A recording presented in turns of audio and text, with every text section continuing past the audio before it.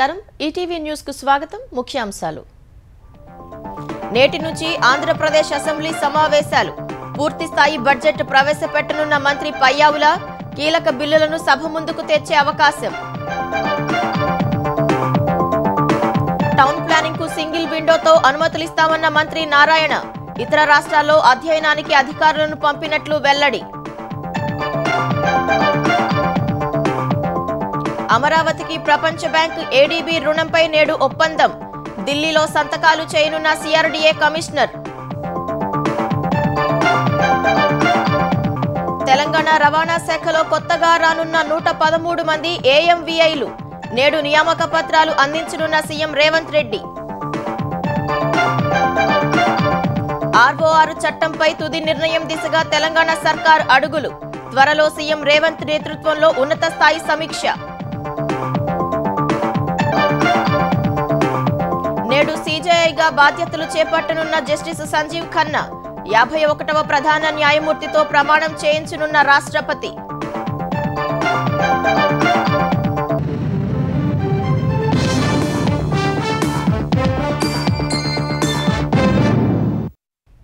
Andhra Pradesh assembly budget సమావేశాలు ఇవాల్టి నుంచి ప్రారంభం కానున్నాయి. ఈ ఉదయం అసెంబ్లీలో ఆర్థిక మంత్రి పయ్యావుల కేశవ్ 2024-25 ఏడాదికి బడ్జెట్ ప్రవేశపెట్టనున్నారు. ఉదయం 9 గంటలకు అసెంబ్లీలోని సీఎం ఛాంబర్లో జరిగే మంత్రివర్గ సమావేశంలో బడ్జెట్కు కేబినెట్ ఆమోదం తెలపనుంది. ల్యాండ్ గ్రాబింగ్ ప్రొహిబిషన్ యాక్ట్ సహా పలు కీలక బిల్లులను సభలో ప్రవేశపెట్టనున్నారు.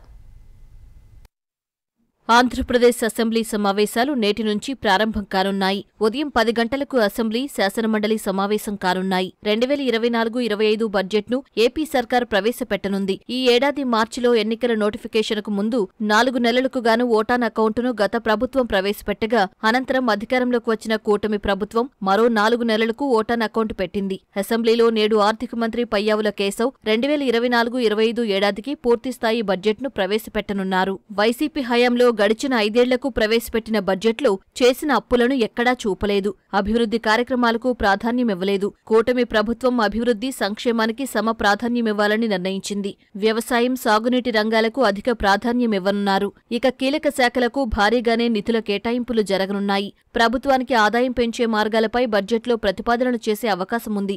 అమరావతి, పోలవరం ప్రాజెక్టులకు కేంద్ర బడ్జెట్లోనే భారీగా నిధులు ఇస్తున్నట్లు ప్రకటించగా ఆ ప్రతిపాదనలు ప్రస్తుత బడ్జెట్లో ప్రతిఫలించేలా రూపకల్పన చేశారు. ఈ నెల 22 వరకు అసెంబ్లీ సమావేశాలు జరగనుండగా బడ్జెట్ ఆమోదంతో పాటు కీలక బిల్లులను ప్రభుత్వం ప్రవేశపెట్టనుంది. గత 5 ఏళ్ల వైసీపీ పాలనలో లక్షలాది ఎకరాల భూములు అన్యాక్రాంతమయ్యాయి. ఆక్రమణలకు పాల్పడ్డ వారిపై కఠిన చర్యలు తీసుకునేలా ప్రస్తుత ల్యాండ్ గ్రాబింగ్ నిరోధక చట్టం ఇబ్బందిగా ఉందని దానిని రద్దు చేసి కొత్త ల్యాండ్ గ్రాబింగ్ నిరోధక బిల్లు 2024ను ప్రభుత్వం ప్రవేశపెట్టనుంది. దేవాలయాల్లోని పాలక మండళ్లలో అదనంగా మరో 2 సభ్యుల నియామకంపై బిల్లును ప్రవేశపెట్టనుంది. వైసీపీ సర్కారు తీసుకొచ్చిన జ్యుడిషియల్ ప్రివ్యూ కమిషన్ను రద్దు చేస్తూ బిల్లు ప్రవేశపెట్టనున్నారు. జ్యుడిషియల్ అధికారుల ఉద్యోగ విరమణ వయస్సు 60 నుంచి 61 ఏళ్లకు పెంచుతూ చట్ట సవరణ చేయనున్నారు. మద్యం దుకాణాలను ప్రభుత్వమే నిర్వహించేలా వైసీపీ ప్రభుత్వం తీసుకొచ్చిన చట్టాన్ని రద్దు చేస్తూ ఇప్పటికే కూటమి ప్రభుత్వం ఆర్డినెన్స్ జారీ చేసింది. మద్యం దుకాణాలను ప్రైవేట్ వ్యక్తులు నిర్వహించేలా బిల్లు ప్రవేశపెట్టనున్నారు. గత ప్రభుత్వం మద్యం ధరలను దారుణంగా పెంచేయగా ధరలు తగ్గించే అంశంపై బిల్లు ప్రవేశపెట్టనున్నారు. అటు శాసనమండలిలో ఎక్సైజ్ శాఖ మంత్రి కొల్లు రవీంద్ర బడ్జెట్ను ప్రవేశపెట్టనున్నారు. మంత్రి నారాయణ వ్యవసాయ బడ్జెట్ను ప్రవేశపెట్టే అవకాశముంది. శాసనసభ సమావేశాలకు దూరంగా ఉంటామని ఇప్పటికే వైసీపీ ప్రకటించింది. అసెంబ్లీలో జరిగిన అంశాలపై మీడియాతో బయట తమ అభిప్రాయాలు వ్యక్తపరుస్తామని ఆ పార్టీ అధినేత జగన్ చెప్పారు. మండలి సమావేశాలకు మాత్రం వైసీపీ ఎమ్మెల్సీలు హాజరవుతారని సమాచారం. బిల్డర్లకు, లేఅవుట్దారులకు ఇబ్బందులు తలెత్తకుండా నిర్ణీత వ్యవధిలో టౌన్ ప్లానింగ్ అనుమతులు ఇచ్చేలా సింగిల్ విండో విధానం తీసుకొస్తున్నట్లు ఆంధ్రప్రదేశ్ పురపాలక శాఖ మంత్రి నారాయణ తెలిపారు. నెల్లూరు నగరపాలక సంస్థ కార్యాలయంలో బిల్డర్స్ అసోసియేషన్ అధికారులతో ఆయన సమావేశం నిర్వహించారు. 2014-19లో భవన నిర్మాణ అనుమతులకు ఆన్లైన్ విధానం తీసుకొస్తే వైసీపీ ప్రభుత్వం దాన్ని నిర్వీర్యం చేసి టౌన్ ప్లానింగ్ విభాగాన్ని అవినీతిమయం చేసిందని ఆరోపించారు. ఈ విభాగంపై ప్రత్యేక దృష్టి సారించి టౌన్ ప్లానింగ్ అనుమతులపై అధ్యయనం చేసేందుకు 20 రాష్ట్రాలకు అధికారులను పంపినట్లు పేర్కొన్నారు. ఎవరైనా బిల్డింగ్ అప్లై చేసుకోవాలన్నా, లేఅవుట్స్కి అప్లై చేసుకోవాలన్నా వాళ్ళు రెవెన్యూ డిపార్ట్మెంట్ దగ్గర నుంచి టీసీ తీసుకోవాలా. ఈరోజు అక్కడికి పోయి వాళ్ళకి అప్లై చేసి ఇది తెచ్చుకోవాలా. ఈ కొత్త సిస్టంలో వాళ్ళు పోవాల్సిన అవసరం లేదు. మున్సిపల్ వెబ్సైట్లోనే డబ్బులు కట్టేసేస్తే వాళ్ళ హెడ్ ఆఫ్ అకౌంట్లో డబ్బులు వాళ్ళ అకౌంట్కి పోతాయి. ఆటోమేటిక్ ఆన్లైన్లోనే అప్రూవల్ వస్తుంది. దానికి కూడా ఒక టైం పీరియడ్ 15 రోజులు 10 రోజులు లాంటి డీమ్డ్. అదేవిధంగా ఇప్పుడు ఫైర్ సర్టిఫికేట్ కావాలంటే ఫైర్ డిపార్ట్మెంట్కి అప్లై చేసి అక్కడ తెచ్చుకోవాలి. అలా కాకుండా మున్సిపల్ శాఖ డిపార్ట్మెంట్లో ఉండే వెబ్సైట్లోనే వాళ్ళ హెడ్ ఆఫ్ అకౌంట్లో డబ్బులు కడితే డబ్బులు వాళ్ళకి పోతాయి. వాళ్ళ డిపార్ట్మెంట్ సర్వర్ నుంచి మా సర్వర్కి దాని పర్మిషన్ ఆటోమేటిక్ వస్తుంది. ప్రింట్ అక్కడే తీసుకోవచ్చు, ఇంకా డిపార్ట్మెంట్కి పోనవసరం లేదు. పోలవరం ప్రాజెక్టు నిర్మాణానికి అవసరమైన నిధులు ఇచ్చేందుకు కేంద్రం సిద్ధంగా ఉందని కేంద్ర ఉక్కు, భారీ పరిశ్రమల శాఖ సహాయ మంత్రి భూపతిరాజు శ్రీనివాస్ వర్మ పేర్కొన్నారు. పోలవరం త్వరితగతిన పూర్తి చేయాలన్నది ప్రధాని నరేంద్ర మోదీ, సీఎం చంద్రబాబు లక్ష్యమన్నారు. ఇందుకు ఎన్ని నిధులైనా కేంద్రం ఇస్తుందన్నారు. చక్కగా పనిచేసే పోలవరం నిర్మాణ సంస్థను గత వైసీపీ ప్రభుత్వం పక్కన పెట్టిందని విమర్శించారు. ఏలూరు జిల్లా జంగారెడ్డిగూడెంలో శ్రీనివాస్ వర్మ పర్యటించారు. విశాఖ స్టీల్ ప్లాంట్ను ప్రైవేటీకరణ చేసే ఆలోచన కేంద్ర ప్రభుత్వానికి లేదని చెప్పారు. స్టీల్ ప్లాంట్కు భవిష్యత్తులో ఎలాంటి సమస్యలు రాకుండా శాశ్వత పరిష్కారం దిశగా కేంద్రం ఆలోచన చేస్తున్నట్లు తెలిపారు. 70,000 కోట్ల బీపీసీఎల్ ప్రాజెక్టు ఆంధ్రప్రదేశ్లో ఏర్పాటు చేయబోతున్నట్లు శ్రీనివాస్ వర్మ చెప్పారు. 5 సంవత్సరాల్లో ఉన్నటువంటి పరిస్థితులను చూసి ఈ రాష్ట్రంలో ఎవరు కూడా పరిశ్రమ స్థాపించడానికి ముందుకు రాలేదనేటువంటి విషయం కూడా మనందరికీ కూడా తెలుసు. ఇప్పుడు ప్రభుత్వాలు మారే, కేంద్రంలో ప్రభుత్వంలో ఒకే కూటమి ప్రభుత్వాలు అధికారంలో ఉన్నాయి. అందులో భాగంగానే ఏదైతే బీపీసీఎల్ రిఫైనరీ ఉందో 70,000 కోట్ల రూపాయల ప్రాజెక్ట్, అది చంద్రబాబు నాయుడు గారు ఢిల్లీ వచ్చినటువంటి సందర్భంలో పెట్రోలియం శాఖ మంత్రిని పూరి గారిని కలిసి 2-3 సార్లు కలిసి ఇది ఆంధ్ర రాష్ట్రంలో పెట్టాలి అనుకున్నప్పుడు ఈ 70,000 కోట్ల ప్రాజెక్టు ఆంధ్ర రాష్ట్రంలో పెట్టాలని కేంద్ర ప్రభుత్వం నిర్ణయించుకుంది. తెలంగాణ ప్రభుత్వం ROR చట్టం 24పై తుది నిర్ణయం తీసుకునే దిశగా అడుగులు వేస్తోంది. ఇప్పటికే ముసాయిదా చట్టంపై వివిధ వర్గాల నుంచి వచ్చిన అభిప్రాయాల్లో ముఖ్యమైన అంశాలను పరిగణలోకి తీసుకున్న రెవెన్యూ శాఖ కొత్త ROR చట్టాన్ని సిద్ధం చేసింది. సీఎం రేవంత్ రెడ్డి, ఉప ముఖ్యమంత్రి భట్టి విక్రమార్క, మంత్రి పొంగులేటి శ్రీనివాసరెడ్డి త్వరలో ఉన్నత స్థాయి సమీక్ష నిర్వహించిన తర్వాత కొత్త చట్టాన్ని అమల్లోకి తెచ్చేందుకు రెవెన్యూ శాఖ కసరత్తు చేయనుంది. తెలంగాణలో రాష్ట్ర ప్రభుత్వం కొత్త ROR చట్టం తీసుకువస్తోంది. బీఆర్ఎస్ ప్రభుత్వం తీసుకొచ్చిన రికార్డ్ ఆఫ్ రైట్స్ ROR చట్టం 2020తో రైతుల భూముల రక్షణలో కొన్ని ఇబ్బందులు వచ్చాయి. ధరణి పోర్టల్ భూముల వివరాల నమోదులోనూ తప్పులతో భూ యజమానులకు సమస్యలు తప్పలేదు. పోర్టల్లో 35 మాడ్యూల్స్ ఉన్నప్పటికీ ROR చట్టం 2020లో రెవెన్యూ అధికారులకు అధికారాలు బదలాయించకపోవడంతో చిక్కులు వచ్చాయి. వీటన్నింటికీ ముగింపు పలుకుతూ కాంగ్రెస్ సర్కారు ధరణి ప్రక్షాళన దిశగా చర్యలు చేపట్టింది. 3 లక్షలకు పైగా సమస్యలను పరిష్కరించింది. అయినా సాదా బైనమాలతో పాటు చట్టంలో మార్పులు చేస్తే కాని పరిష్కారం కాని సమస్యలు ఉన్నాయి. ఇందుకోసమే ROR చట్టం 20 బదులు కొత్త ROR చట్టం తీసుకువస్తోంది. ROR చట్టం 20 నుంచి అవసరమైన అంశాలతో పాటు ఇతర రాష్ట్రాల్లోని మెరుగైన అంశాలని క్రోడీకరించి ROR చట్టం 2024 ముసాయిదా సిద్ధం చేసింది. దీనిని ఆన్లైన్లో ఉంచి అభిప్రాయాలను సేకరించారు. వివిధ వర్గాల నుంచి కూడా అభిప్రాయాలను తీసుకున్నారు. రైతుల సమస్యలకు శాశ్వత పరిష్కారం లభించేలా కొత్త చట్టం రూపొందించినట్లు రెవెన్యూ అధికారులు తెలిపారు. ఈ చట్టంపై మహారాష్ట్ర, జార్ఖండ్ ఎన్నికల తరువాత సీఎం రేవంత్ రెడ్డి, రెవెన్యూ మంత్రి పొంగులేటి శ్రీనివాస్ రెడ్డిలు ఉన్నత స్థాయి సమావేశం నిర్వహించి తుది నిర్ణయం తీసుకోనున్నారు. కొత్త చట్టంతో సాదా బైనమాల సమస్యకు పరిష్కారం లభిస్తుందని రెవెన్యూ అధికారులు చెబుతున్నారు. ఎక్కడి భూ సమస్యలకు అక్కడే పరిష్కారం లభించేలా ఎంఆర్ఓ, ఆర్డీఓ, డీఆర్ఓ, కలెక్టర్లకు అధికారాల బదలాయింపు ఉంటుందని పేర్కొంటున్నారు. కొత్త చట్టం అందుబాటులోకొస్తే వ్యవసాయ భూములు కొనుగోలు చేసినట్లయితే హద్దులతో కూడిన పట్టాదారు పాసుబుక్కులు రైతులకు అందజేయనున్నారు. దీనివల్ల హద్దుల సమస్యకు శాశ్వత పరిష్కారం లభించినట్లవుతుందని రెవెన్యూ అధికారులు స్పష్టం చేస్తున్నారు.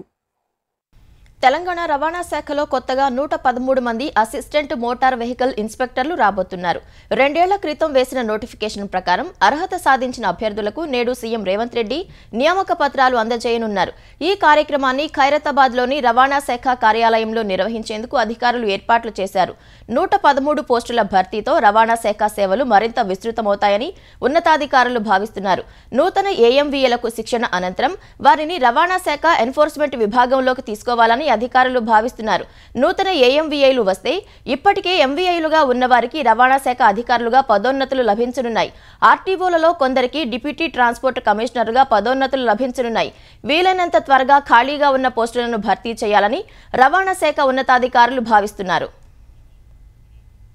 కాంగ్రెస్ ప్రభుత్వం నేత కార్మికులపై చూపుతున్న వివక్ష వల్ల సిరిసిల్లలో ఇప్పటి వరకు 20 మంది నేతన్నలు ఆత్మహత్య చేసుకున్నారని బీఆర్ఎస్ కార్యనిర్వాహక అధ్యక్షుడు కేటీఆర్ ఆరోపించారు. కాంగ్రెస్ ప్రభుత్వం నేతన్నలను పొడిచిన వెన్నుపోటు వల్లనే ఈ ఆత్మహత్యల పరంపర కొనసాగుతుందని విమర్శించారు. సిరిసిల్లలోని వెంకంపేటలో ఆర్థిక ఇబ్బందులు, అప్పుల బాధతో ఆత్మహత్య చేసుకున్న భార్యాభర్తలు బైరి అమర్, స్రవంతిల కుటుంబాన్ని కేటీఆర్ పరామర్శించారు. వారి 3 పిల్లల చదువుకు అయ్యే ఖర్చు తానే భరిస్తానని హామీ ఇచ్చారు. 3 పిల్లలకు ఒక్కొక్కరికి 2 లక్షల రూపాయల చొప్పున పార్టీ పరంగా ఫిక్స్డ్ డిపాజిట్ చేస్తామని చెప్పారు. ప్రభుత్వం కూడా అన్ని రకాల సహాయ సహకారాలు అందించాలని చేనేత జౌళి శాఖ మంత్రి తుమ్మల నాగేశ్వరరావుతో ఫోన్లో మాట్లాడి విజ్ఞప్తి చేశారు. కాంగ్రెస్ ప్రభుత్వానికి చిత్తశుద్ధి ఉంటే బీసీ డిక్లరేషన్లో చేనేత కార్మికులకు ఇచ్చిన హామీలు నెరవేర్చాలని కేటీఆర్ డిమాండ్ చేశారు. ఇంకా ఎంతమంది చచ్చిపోతే ఈ ముఖ్యమంత్రికి ఈ ప్రభుత్వానికి బుద్ధి వస్తుంది? ఇంకా బేసిజం వదిలిపెట్టి ఇంకా ఎన్నికలు అవి ఇవి ఏం లేవు. ఇప్పుడు ఇంకో 4 ఏళ్ల పాటు ఏ పంచాయతీ లేదు రాజకీయంగా. ఇవాళ నేను ప్రభుత్వాన్ని చిత్తశుద్ధితో కోరుతుంది ఒకటి, నీకు సిరిసిల్లలో నేను ఎమ్మెల్యేగా ఉండడమే నీకు ఇబ్బంది అవుతుంటే, ఇక్కడి ప్రజల మీద ప్రేమ కలుగుతలేదు అనుకుంటే ఆ ఎమ్మెల్యే పదవిని కూడా వదిలేయమంటే రేపు పొద్దునే ఫస్ట్ అవర్ లో వదిలేస్తా. నాకు అది పెద్ద ముచ్చట కాదు. కానీ ఈ రకంగా పగబట్టినట్టు ఒక మంచిగా నడుస్తున్న ఇండస్ట్రీని, మంచిగా నడుస్తున్న కుటుంబాలను చితికేసే విధంగా, మంచిగా నడుస్తున్న వస్త్ర వ్యాపార పరిశ్రమను చంపేసే విధంగా కక్షగట్టినట్టు ఒక శాడిస్ట్ లాగా వ్యవహారం చేయడం అనేది ఒక ప్రభుత్వానికి మంచిది కాదు. రాజధాని అమరావతికి ఇస్తున్న రుణ సహకారంపై ప్రపంచ బ్యాంకు ఏడీబీలతో సిఆర్డీఏ కమిషనర్ నేడు ఒప్పందాలు కుదుర్చుకోనున్నారు. రాజధాని అమరావతి సుస్థిర అభివృద్ధి, నగర నిర్మాణానికి ప్రపంచ బ్యాంక్, ఆసియా అభివృద్ధి బ్యాంకులు ఇచ్చే నిధుల వినియోగంపై రాష్ట్ర ప్రభుత్వం ఆదివారం ఉత్తర్వులు జారీ చేసింది. ఈ 2 బ్యాంకులు సంయుక్తంగా 15,000 కోట్ల రూపాయల రుణ సహకారాన్ని అందించనున్నట్లు స్పష్టం చేసింది.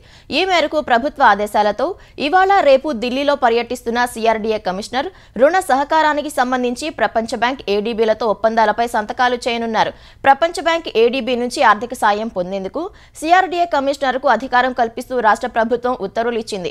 అభివృద్ధి నిర్మాణ ప్రణాళికల ఆధారంగా దశల వారీగా బ్యాంకుల నుంచి నిధులు పొందేందుకు ప్రత్యేక ఖాతా ఏర్పాటు చేయాలని నిర్ణయించింది. రాజధాని అమరావతి నిర్మాణ ప్రణాళికల కోసం బడ్జెట్లో ప్రత్యేక కేటాయింపులతో పాటు ప్రత్యేక కార్యాచరణ చేపట్టనున్నట్లు ప్రభుత్వం స్పష్టం చేసింది. ఏపీ సిఆర్డీఏ కమిషనర్ అధీనంలోనే ఈ అభివృద్ధి నిర్మాణ ప్రణాళికలు అమలు చేయనున్నట్లు ఉత్తర్వుల్లో పేర్కొంది.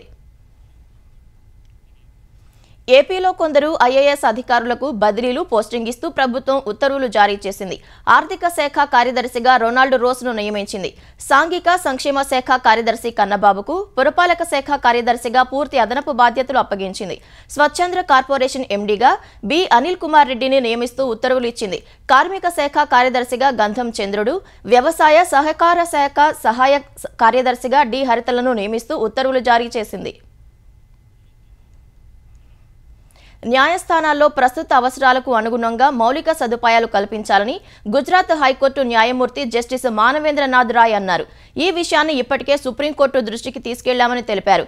విజయనగరం జిల్లా కోర్టు భవన నిర్మాణానికి 100 కోట్లు మంజూరైన నేపథ్యంలో గతంలో ఇక్కడ పనిచేసిన ఉమ్మడి జిల్లాకు చెందిన న్యాయమూర్తులను విజయనగర బార్ అసోసియేషన్ సత్కరించింది.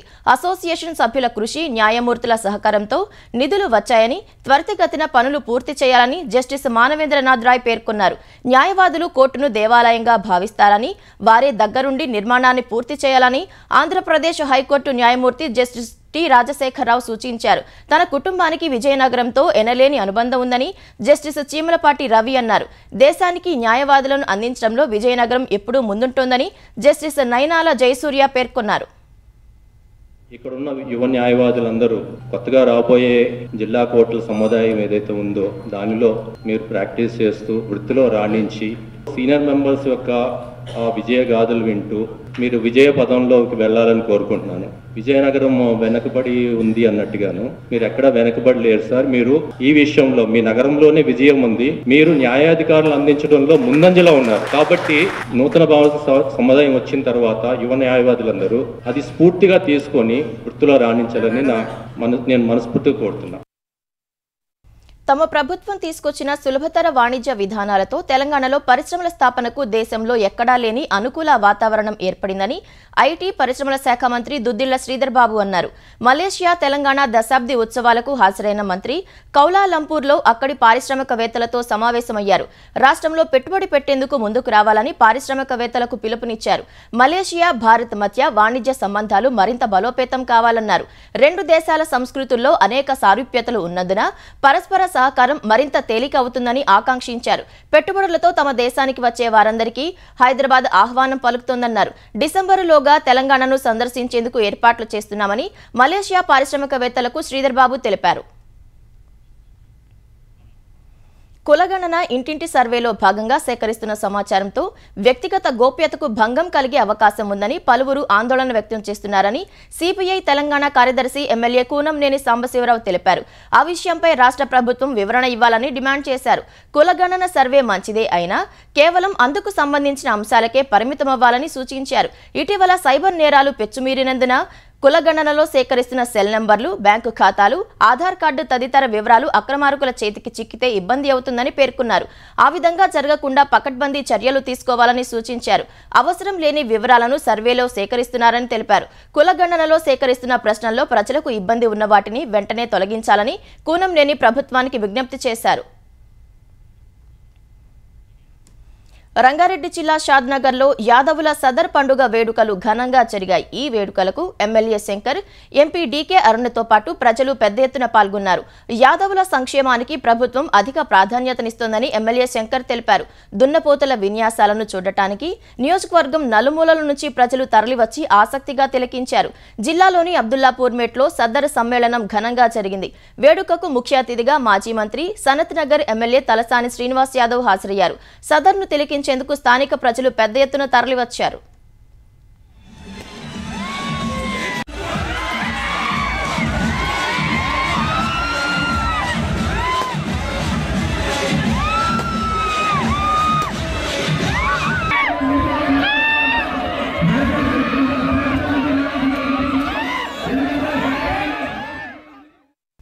హైదరాబాద్ రవీంద్ర భారతిలో బాలోత్సవ్ కూచిపూడి నృత్య ప్రదర్శన కన్నుల పండుగగా నిర్వహించారు. జై జవాన్ జై కిసాన్ తెలంగాణ భాషా సాంస్కృతిక పర్యాటక శాఖ సంయుక్త ఆధ్వర్యంలో వేడుకలు ఘనంగా జరిగాయి. పోలీసు హౌసింగ్ కార్పొరేషన్ మాజీ చైర్మన్ దామోదర్ గుప్తా, ప్రముఖ సినీ నటి దివ్యవాణి ప్రదర్శనను ప్రారంభించారు. కూచిపూడి నృత్య ప్రదర్శనతో పిల్లలకు మానసిక ఉల్లాసంతో పాటు మేధో సంపత్తి పెరిగి చదువుల్లో రాణిస్తారని పేర్కొన్నారు. వేడుకలో చిన్నారుల నృత్య ప్రదర్శన విశేషంగా ఆకట్టుకుంది. సుప్రీంకోర్టు 51వ ప్రధాన న్యాయమూర్తిగా జస్టిస్ సంజీవ్ ఖన్నా ఇవాళ ప్రమాణం చేయనున్నారు. రాష్ట్రపతి భవన్లో ఈ ఉదయం 10 గంటలకు జరిగే కార్యక్రమంలో జస్టిస్ సంజీవ్ ఖన్నాతో రాష్ట్రపతి ద్రౌపది ముర్ము ప్రమాణ స్వీకారం చేయించనున్నారు.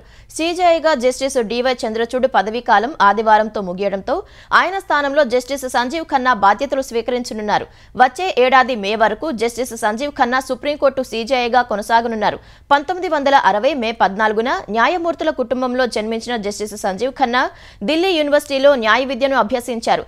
1983లో ఢిల్లీ బార్ కౌన్సిల్లో న్యాయవాదిగా నమోదు చేసుకుని ప్రాక్టీస్ ప్రారంభించారు. Taxation, arbitration, commercial, company law కేసులు వాదించారు. 2005 జూన్ 25న ఢిల్లీ హైకోర్టు అదనపు న్యాయమూర్తిగా, 2006 ఫిబ్రవరి 20న శాశ్వత న్యాయమూర్తిగా నియమితులయ్యారు. 2019 జనవరి నుంచి సుప్రీంకోర్టులో న్యాయమూర్తిగా ఉన్న జస్టిస్ సంజీవ్ ఖన్నా 6 ఏళ్ల కాలంలో 117 తీర్పులు రాశారు. ఈవీఎంల నిబద్ధతను సమర్థిస్తూ కీలకమైన తీర్పును వెలువరించారు. ఎన్నికల బాండ్ల పథకం రద్దు, ఆర్టికల్ 370 రద్దును సమర్థిస్తూ తీర్పులు ఇచ్చిన ధర్మాసనాల్లో భాగస్వామిగా ఉన్నారు. మహారాష్ట్రలో ఎన్సీపీ నేత బాబా సిద్దికీని గత నెల 12న కాల్చి చంపిన కేసులో కీలక పురోగతి చోటు చేసుకుంది. సిద్దికీపై కాల్పులు జరిపిన ప్రధాన నిందితుడు శివకుమార్తో పాటు మరో 4గురిని పోలీసులు ఉత్తరప్రదేశ్లోని బహ్రైచ్ జిల్లా నాన్పరాలో అరెస్టు చేశారు. శివకుమార్కు ఆశ్రయం ఇచ్చిన 4గురిని అదుపులోకి తీసుకున్నట్లు పోలీసులు తెలిపారు. నేపాల్ పారిపోయేందుకు శివకుమార్ వేసుకున్న ప్రణాళికను భగ్నం చేశామన్నారు. సిద్దికీపై కాల్పులకు తెగబడిన మరో 2 నిందితులు ధర్మరాజ్ కశ్యప్, శివగౌతమ్లతో పాటు పలువురిని పోలీసులు ఇప్పటికే అరెస్టు చేశారు.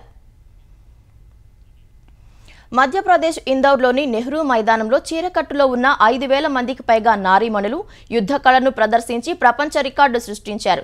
కత్తిని ఒడుపుగా తిప్పుతూ చూపరులను అబ్బురపరిచారు. ఈ కార్యక్రమాన్ని అన్మోల్ ముస్కాన్ వెల్ఫేర్ సొసైటీ నిర్వహించింది. ఇందులో పాల్గొన్న మహిళలు 2 నెలలకు పైగా కత్తి సాములో శిక్షణ తీసుకున్నట్లు నిర్వాహకులు తెలిపారు.